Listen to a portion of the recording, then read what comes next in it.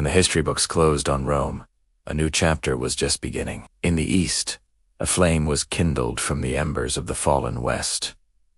This was not the Rome of legions and Caesars, you know. This was a new Rome, a Christian Rome, a Greek Rome. This was the Byzantine Empire. For 1,000 years, as Europe navigated the chaos of the Dark Ages, one empire stood as a fortress of civilization. Its heart was a city so magnificent, it was called the Queen of Cities, Constantinople, protected by legendary walls. Its golden domes scraped the sky, a beacon of power and faith, visible for miles. To its people, it was more than a capital. It was the center of the known world. The story of Byzantium is one of survival against all odds. Imagine holding a candle in a hurricane. That was the Byzantine Empire. While the West lost the treasures of classical knowledge, Byzantine scribes were painstakingly copying and preserving the works of ancient Greek philosophers, scientists, and historians. In their libraries, the wisdom of antiquity was kept safe, a time capsule waiting for the right moment to be reopened. This very knowledge would later travel to Italy and ignite the flames of the Renaissance, changing the course of Western history forever. The Byzantines weren't just guardians. They were innovators. They perfected the architectural marvel of the dome, creating structures like the Hagia Sophia building so grand it was said to be held aloft by a golden chain from heaven. Their legal system, the Corpus Juris Civilis, became the foundation for modern civil law in many countries today. In the world of art, their shimmering golden mosaics were not just decoration. They were windows into the divine, telling stories of faith with an ethereal beauty that still captivates us.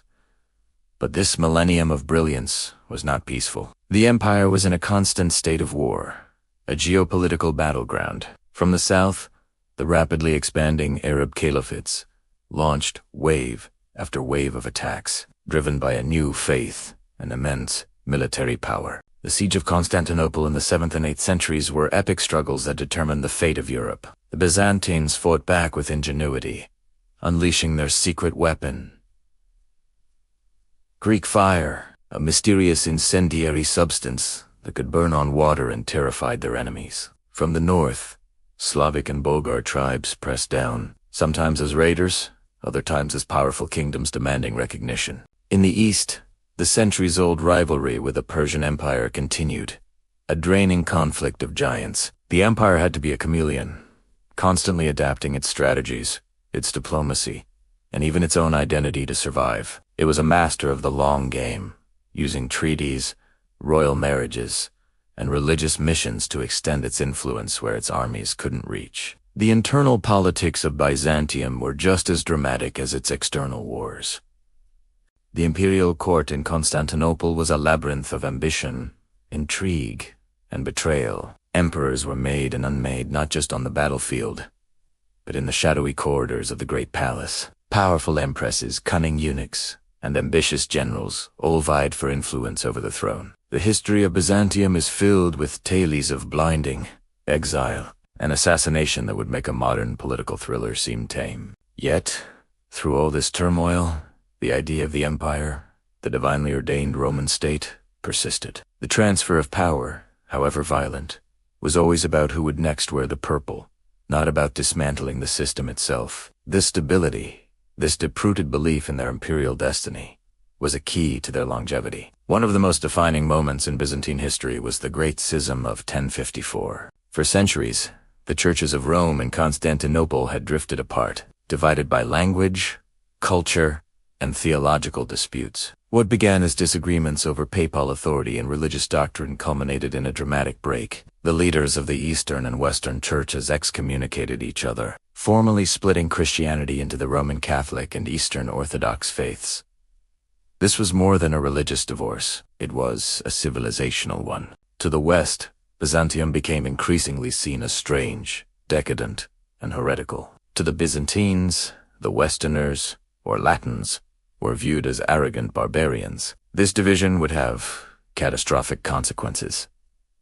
The biggest blow came not from a traditional enemy, but from fellow Christians. In 1204, the Fourth Crusade, originally intended to fight in the Holy Land, was diverted to Constantinople. Driven by a toxic mix of greed, religious animosity, and political manipulation by the Venetians.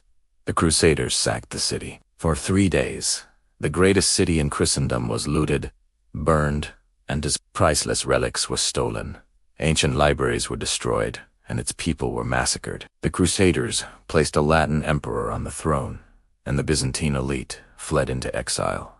The empire was shattered. Although a Byzantine emperor would reclaim the city about 60 years later, the damage was irreversible. The empire that returned was a shadow of its former self, small, poor, and surrounded by enemies. The sack of 1204 was a wound from which Byzantium would never truly recover. The final act began with the rise of a new power in the east, the Ottoman Turks, led by a brilliant and determined young sultan, Mehmed II.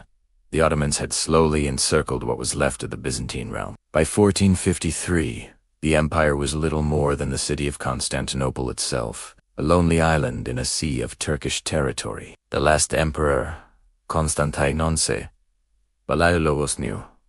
The end was near. He sent desperate pleas for help to the west, but little aid came. The 1,000-year-old walls, which had repelled so many invaders, now faced a new and terrifying weapon.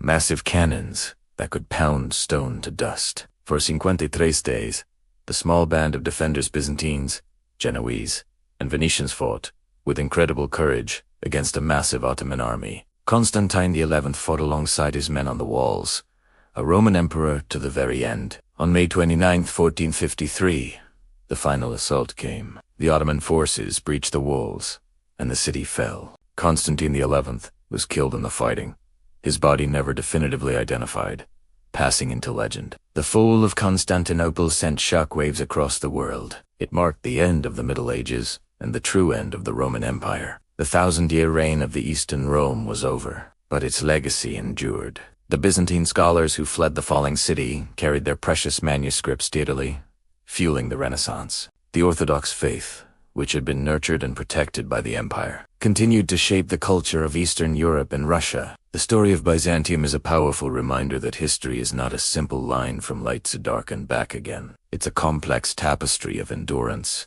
adaptation, and preservation. An empire that was a bridge between worlds, a guardian of ancient light, and a testament to the resilience of civilization. Thank you for watching. If you enjoyed this journey into the past, please like, subscribe, and hit the notification bell for more stories from history.